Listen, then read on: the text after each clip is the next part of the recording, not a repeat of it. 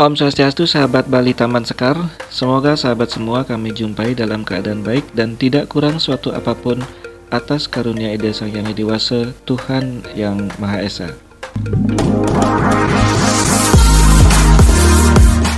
Sahabat sekalian, pelaksanaan prakualifikasi lelang tahap 3 proyek Jalan Tol Gili Manuk Mengui yang dilaksanakan oleh Kementerian Pekerjaan Umum dan Perumahan Rakyat melalui Badan Pengatur Jalan Tol BPJT diperpanjang lagi. Sebelumnya, prakualifikasi lelang tahap 3 dibuka dari tanggal 6 sampai dengan 30 September 2024, kemudian diperpanjang menjadi 6 September sampai dengan 5 Desember 2024 minggu lalu, dan kini diperpanjang lagi menjadi 3 Februari 2025. Perubahan terakhir mengenai waktu pendaftaran calon investor pada prakualifikasi lelang tahap 3 ini diumumkan pertanggal 5 Desember 2024. Dengan perpanjangan ini, maka BPJT telah melakukan 3 kali perpanjangan waktu pelaksanaan prakualifikasi lelang tahap 3 mega proyek ini. Mengapa hal ini sampai terjadi? Apakah karena tidak ada investor yang berminat? Sahabat sekalian, dalam pengumuman perpanjangan waktu prakualifikasi lelang tahap 3 untuk yang ketiga kalinya di website BPJT, disampaikan bahwa BPJT Kementerian PUPR bermaksud melaksanakan prakualifikasi proyek pengusahaan Jalan Tol Gili Manuk Mengui sepanjang 96,84 km. Dasar hukum kerjasama proyek adalah Undang-Undang 38 tahun 2004 dan perubahannya, Peraturan Pemerintah 15 tahun 2005 dan perubahannya, Peraturan Presiden 38 tahun 2015 dan peraturan terkait lainnya.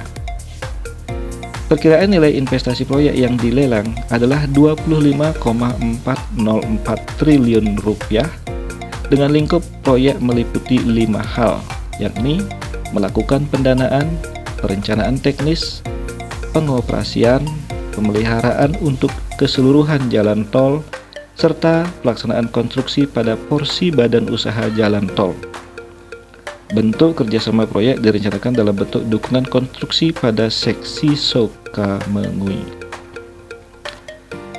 Seluruh badan usaha, baik badan usaha tunggal maupun berbentuk konsorsium, dibolehkan untuk mendaftar. Pendaftaran prakualifikasi hanya dapat dilakukan oleh Direktur Utama perusahaan atau pihak yang dikuasakan oleh Direktur Utama dengan melampirkan surat kuasa.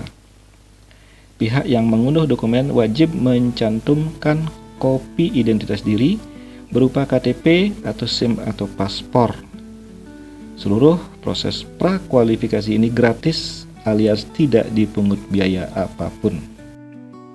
Perpanjangan prakualifikasi lelang tahap 3 proyek Tol Gili Manuk Mengui ini merupakan tantangan besar bagi pemerintah. Analisis mengenai terjadinya perpanjangan ini diduga disebabkan karena beberapa faktor utama berikut. Pertama, proses lelang sebelumnya gagal karena ketidakmampuan pemrakarsa untuk menarik investor yang dibutuhkan untuk pendanaan proyek. Pada saat itu hanya terdapat satu investor yang mendaftar, yakni PT Bangun Sarana Agung, yang setelah diverifikasi dinyatakan tidak memenuhi kriteria untuk diloloskan. Kedua, terdapat perubahan dalam komponen biaya, di mana nilai investasi proyek mengalami kenaikan sebesar 800 miliar rupiah dari 24,6 triliun menjadi 25,404 triliun rupiah, sehingga membutuhkan penyesuaian dalam perencanaan dan persyaratan lelang. Ketiga sahabat, selain itu pemerintah juga memutuskan untuk memberikan dukungan lebih besar dalam konstruksi proyek ini di bagian tertentu jalan tol, yakni pada seksi 3 yang melibatkan wilayah Soka Mengui. Demikian analisis karena di dalam dokumen memang disebutkan Soka Mengui, bukan Antosari Mengui. Walaupun kita semua tahu yang real di lapangan adalah Antosari Mengui. Ketiga faktor ini memerlukan lebih banyak waktu dan penyesuaian administrasi untuk memastikan bahwa calon investor dapat memenuhi kriteria yang ditetapkan untuk proyek ini. Sahabat sekalian, kami mohon izin dan rekan yang menanyakan mengapa investor itu tidak lolos prakualifikasi. Sebentar akan saya ulas. Jika bukan karena ketiga faktor utama itu, tidak atau belum ada investor yang berminat menjadi faktor utama keempat, sehingga investor enggan melakukan pendaftaran pada saat dibukanya pendaftaran prakualifikasi lelang. Walaupun ada kemungkinan investor yang ada itu memiliki kemampuan yang kuat dari sisi pendanaan, pengalaman, keterampilan teknis dan sumber daya manusia, kemampuan operasional dan pemeliharaan, kemampuan mengelola risiko, keutuhan sebagai tim kerjasama konsorsium bisnis, dan kemampuan lainnya. Sahabat Bali Taman Sekar, di kolom komentar kami ada sahabat yang menanyakan mengapa calon investor tidak lolos prakualifikasi lelang. Jawaban atas pertanyaan itu adalah sebagai berikut. Kriteria investor yang dinyatakan lulus proyek tol pada umumnya mencakup 7 aspek penting, yakni pertama, kemampuan finansial. Calon investor atau perusahaan harus dapat menunjukkan kapasitas finansial yang cukup untuk mendanai proyek tol. Ini termasuk bukti keuangan yang menunjukkan stabilitas dan kemampuan untuk menangani proyek dengan nilai investasi besar. Kedua, pengalaman dalam proyek infrastruktur. Investor atau perusahaan yang lolos prakualifikasi biasanya memiliki pengalaman dalam mengelola proyek infrastruktur serupa seperti pembangunan jalan tol atau proyek besar lainnya.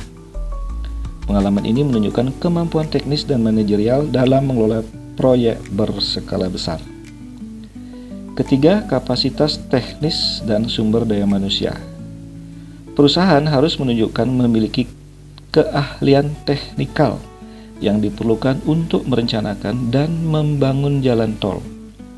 Hal ini mencakup keahlian dalam perencanaan teknis, manajemen konstruksi, serta kemampuan untuk melibatkan tenaga kerja yang kompeten. Keempat, kemampuan operasional dan pemeliharaan. Selain pembangunan, perusahaan juga harus memiliki kapasitas untuk mengoperasikan dan merawat jalan tol dalam jangka panjang. Hal ini penting untuk memastikan tol yang dibangun tetap berfungsi optimal setelah selesai dibangun. Kelima, kepatuhan terhadap regulasi. Calon investor atau perusahaan harus menunjukkan kepatuhan terhadap semua peraturan yang berlaku, baik yang terkait dengan hukum lingkungan, keselamatan, dan ketenaga kerjaan.